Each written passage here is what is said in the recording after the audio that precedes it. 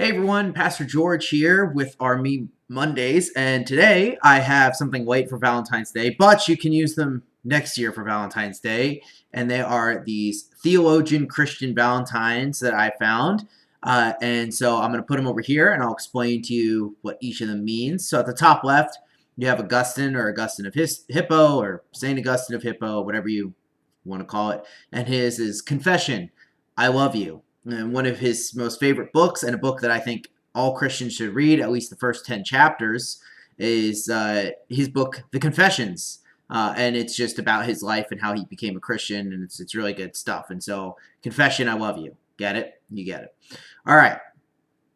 And then we have Martin Luther at the top right, and he says, "My heart is held captive by you. Here I stand, I can do no other."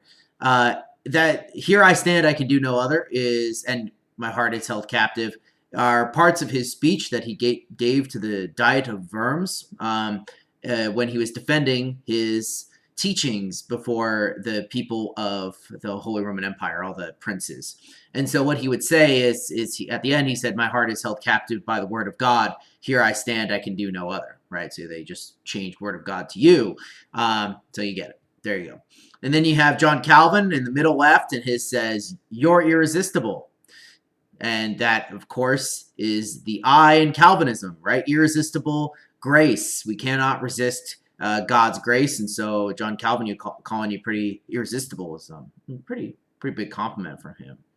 Then on the right, we have someone of Calvin. We have someone who kind of would see him as his opposite, which is "I choose you," which is Jacob Arminius, which sounds like a Pokemon reference, but it actually has to do with his theology, which is that God doesn't.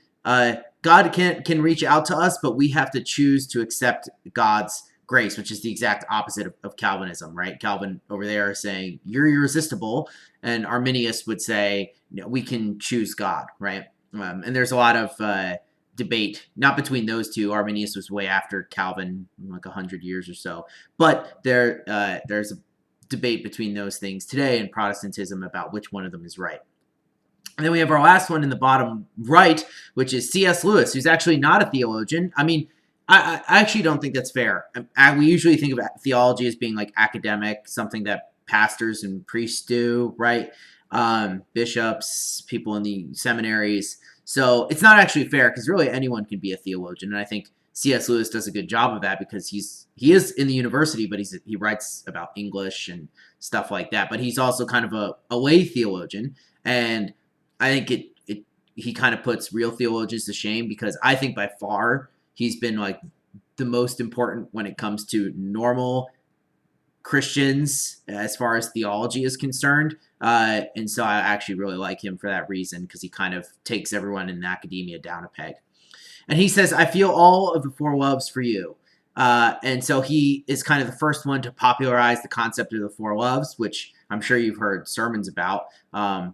Which is affection, friendship, romantic, charity, or as other people sometimes translate it, unreciprocal, or it's agape, unconditional, right? So those are the four loves, and C.S. Lewis has those four loves for you, and so you can save these for a whole year and use them next year when it's appropriate. All right, everyone, that is Me Mondays. I'll see you tomorrow for our catechism. Have a wonderful rest of your Monday. Peace out.